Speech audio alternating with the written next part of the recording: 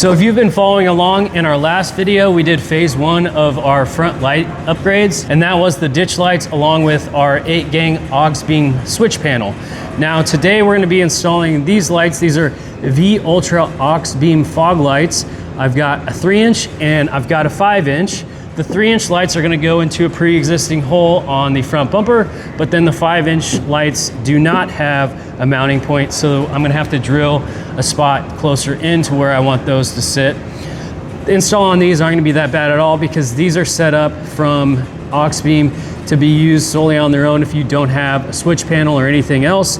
So it has a wiring harness that has a relay and its own button to turn them on. But all I need from all that is the wiring that comes from this connector to the relay. I'm gonna take as much as I can from that, and then I'm gonna run that directly into our Auxbeam fuse panel so that I can have a dedicated button for each of these lights.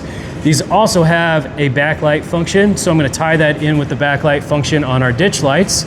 So there'll be a button for that as well. And while I'm at it installing these, I'm gonna be putting this Brite Box on my 4Runner. I actually had this on my last 4Runner and kind of forgot I had it until I was going through some stuff in my garage the other day, and I'm glad I found it. So what this does, this harness piggybacks the fog wiring on the driver's side. So as you know, when you have your low beams on and your fog lights on, but you wanna go use your high beams, the fog lights cut out. This bypasses that feature. So you just need to connect this to the fog wiring, and that's all it takes. They have 2 options, the Fogster and the Anytime. The Anytime requires its own dedicated button if you wanted to put one somewhere inside the car, and you can turn them on anytime you want. But what I'm gonna be doing is installing this onto our Auxbeam fuse panel under the hood, and then having its own dedicated button on the panel. And that's exactly how I had it set up on my last 4Runner, and it was perfect. So that's gonna be a nice addition along with the other lights that we're gonna be doing, and I think the front end is gonna be pretty much done. So fingers crossed. I can't imagine what else we'd do, but you never know. I'm gonna get the bumper off and then we'll start installing these fog lights.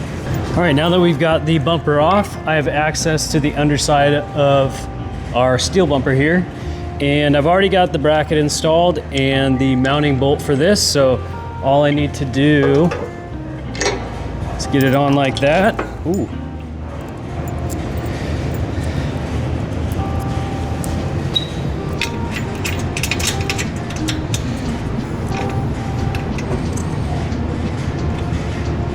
All right, we got that side done. Now I'm gonna go on to the other side. And having the fog on the bracket was trickier than I was expecting. So I'm actually gonna take this side off and then go about it that way, because I think it'll be easier to get my thumb on the main bolt for the bracket, and then that way I can make sure it's not going anywhere, because on that side the bolt kept coming up and it wasn't getting positioned into where I won't turn. So I think this will be a little easier. I thought I was going to save some time having these brackets on already, but I don't think that's the case. So we'll go about it this way and see how it goes. Make sure I have the bracket going in the right position. So now I can thumb my main bolt and then get my finger underneath and hold those washers.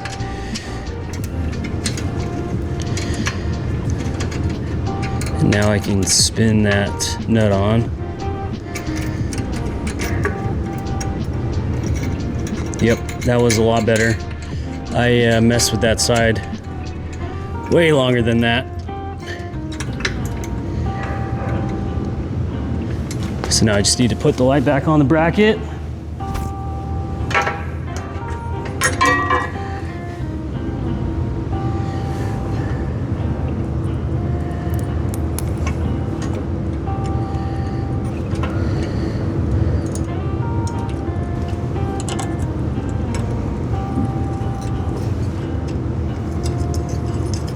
that should be good for now. Now I need to figure out my spacing on these because this is slotted to where I can go side to side. Now I need to figure out if I'm gonna want it all the way in and then kind of figure out where I want the 5-inch fog. So I'm gonna take a look at this and see what I think, but based on what I'm seeing right now, going the furthest in is kind of where I like it, but I just need to stand back and take a look at everything. Now I've got these 5-inch lights mocked up right now. I'm just trying to figure out the spacing. The 3 inches are slid all the way in, and these are just sitting here. I'm just eyeballed these right now to where I pretty much like where those are at. So I'm gonna mark it in the front just to give me an idea of where they're sitting right now. And then I'm actually going to measure out the spacing and make sure that it's kind of dead center where I want it. And I'll take the bracket off these as well so that I can pretty much just get a pilot hole in there and then drill it out for the bracket, get the hardware on, and then I'll do it the same way I did the 3 inches and put the fog on the bracket. So I've got the 3-inch fog lights pushed all the way in, and I've got the brackets.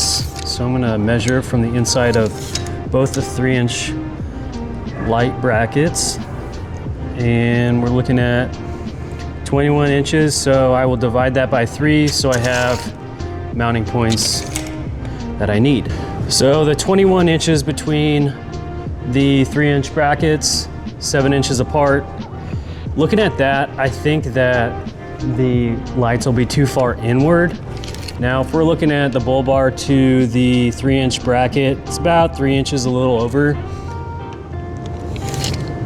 And that spacing isn't gonna work out going away from that. So there's my eyeballed mark right there, which is about 5.5 inches. So I think I'm gonna probably stick with that. Well, it's 5 3/4 now. So I'm gonna take a look at that mock-up again just to make sure I'm 100% on how I like that. And I think I'm probably gonna go with that because I think the spacing will be a little odd if they're that much further apart, but if they're kind of buddied up on the ends but not too close, I think it'll look a lot better. So I've marked my spots for my holes. So I'll start with a little pilot hole, and then I will go up to the bolt size. And since my ears are jacked, I am putting my noise canceling headphones on to protect my hearing.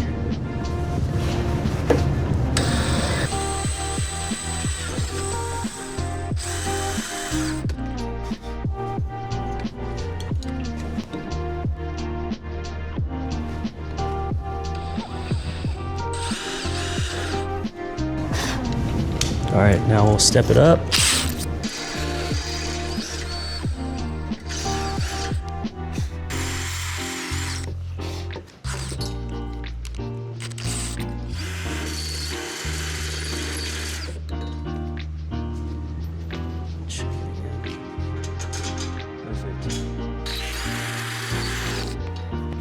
Now I'm gonna mock up the brackets just to make sure that they're right where I want them, since that was kind of a funny angle with the bull bar up there, but this one looks exactly where I want it.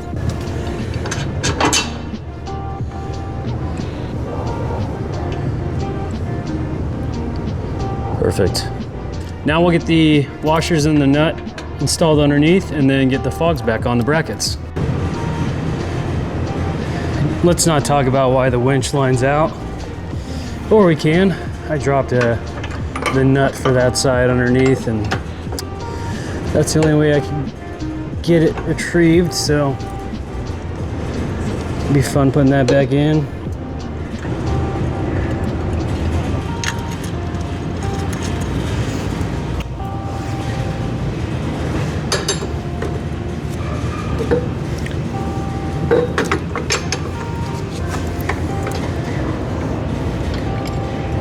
All right, now that we've got everything mounted, I'm going to grab the wiring harness and start working on that. Here is the wiring harness that these lights come with. So these are gonna be the connectors for the fogs, and that runs all the way up to this relay. So I am going to cut both of the harnesses off to here, and then that way I can plug them in and then run them up to the Auxbeam fuse panel.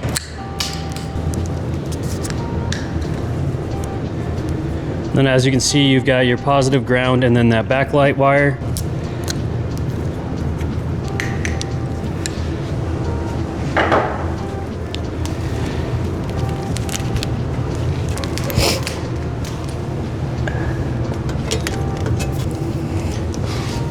All right, so all that is done. I'm going to run the wiring up to the fuse panel, and then I'm also gonna make sure I get some zip ties to where everything's kind of running together and out of the way. And then I just need to tighten down the mounting bolt, and we should be able to get everything put back together then. So I'm in the process of running all the wiring up to the Auxbeam fuse panel, and I'm trying to figure out what lights go where. I'm gonna be putting the 5-inch fogs on the 30 amp fuse, and then I think I'm gonna do the diode fog lights on the next one, since those will most likely be pulling the most power, and then I will run those on another. I just wanna get the Brite Box installed so I can put the wiring where I want it, and then that'll go into the fog, and then I'll run this up to the Auxbeam fuse panel.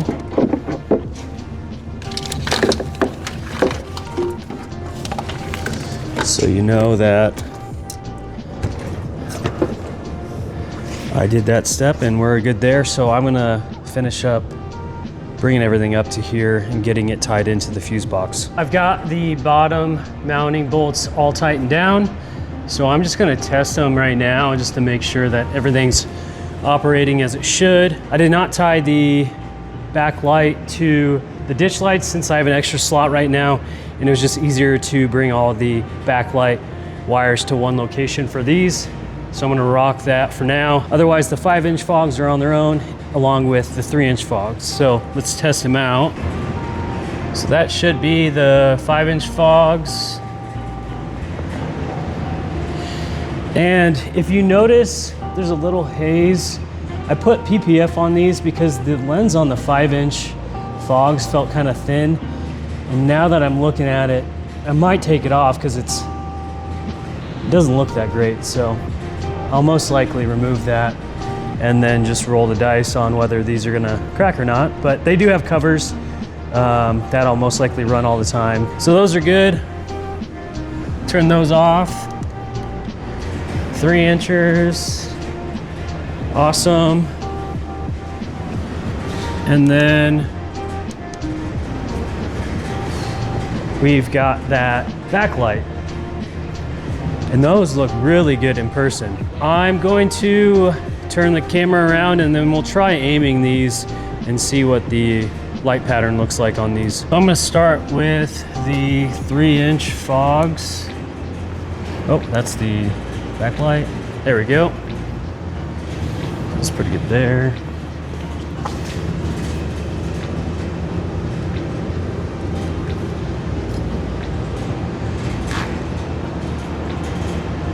All right. I turn that out just a little bit, along with the other one. All right, so those look pretty good right there. Now I'm gonna see what the 5-inch fogs look like.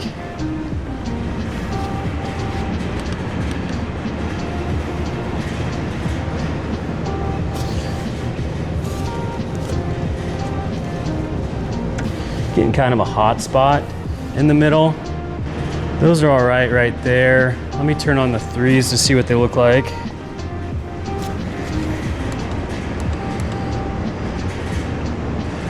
So I think I might need to just kind of angle some of these out. And the fogs will obviously help, and so will the ditch lights. But I'm trying to prevent too much overlap. Just got it kind of a even pattern across if I can. Good stretch, Marnie. You're gonna get blinded. Come here. All right, I feel pretty good about that. I know they work at least, and I can kind of adjust this as I go. The bottom bolt is super tight, but I can still kind of maneuver it around if I need to. And then obviously up and down adjustment is accessible. So I'm gonna button everything up and then we'll see how these look with the bumper on. All right, so we've got everything buttoned up. We've got the diode fog lights connected to the Brite Box into the Auxbeam fuse panel, and that should be it. Oh, I also put the Raptor lights on the Auxbeam panel as well. So I'll just run through all the lighting here. I think I've got it memorized, so I'll call it out. The first button should be the diode fogs in the factory bumper. The second button should be the 5-inch Auxbeam fogs that we installed today. The third button should be the 3-inch fogs. The fourth should be the backlight for the new Auxbeam fogs we installed today. The sixth button should be the ditch lights. Seventh should be the backlight for the ditch lights. Those are really dim, so that was kind of hard to tell from my angle. The seventh should be the Raptor lights, and then I think that's connected to like a startup function on the headlight. I don't have the light bar hooked up to the Auxbeam panel yet. That's still on its own button. But I have one slot left, so that will go on 8 eventually. So let's just turn everything on just to show you how insane this is. I'll even throw the light bar on real quick, but I might be shooting at the camera. So yeah, a lot going on, but I am really excited to have this all finished up. I am so stoked with how the 4Runner is currently sitting. This is pretty much where I wanted to get my first 4Runner to, and I never owned it long enough to get that far. So I am very, very happy to be back in one, and very fortunate to be able to do what I'm doing as well. The lighting might be overkill for some people. I was admittedly someone that thought that as well when you drove past a 4Runner with all this stuff, but look at where I'm at. Either way, I enjoy it. I hope you guys do things you enjoy on your vehicles. But as far as the outside goes, there's not much left to do, but there's always something. If you have any products that you think that I might enjoy or I might need, drop a comment, let me know what that is. The only thing that I might do, what I'll probably do in the next 3 or 4 months, are new wheels and tires. These wheels are fairly new to me, but the black on the white is just not doing it for me. So I'll probably swap the wheels out when I do the tires, because I need new tires as well in the next 3 or 4 months. So I'll probably do them together and then sell these off when I am done doing that. I have wheels and I have tires in mind, but if you guys have anything that you think would look good on here, let me know. I've always run KO2s. I've been happy with them, but I think I'm gonna try a different tire, which seems kind of crazy, but there's a tire out there that a lot of my friends and other people online have given good feedback on, so I figured I'd give them a shot. Other than that, I can't think of anything else. I appreciate anyone that's been following along so far. I appreciate anyone that is watching this for their first time. Feel free to go back and watch any of the other videos. I have more stuff planned for this. I just don't know what yet. There's always something, whether it's suspension refresh or wheels and tires. The list goes on. So thanks again, and I'll see you on the next one. Figured I'd just show this real quick since getting ready to leave.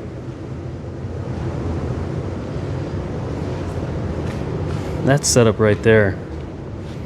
That looks good.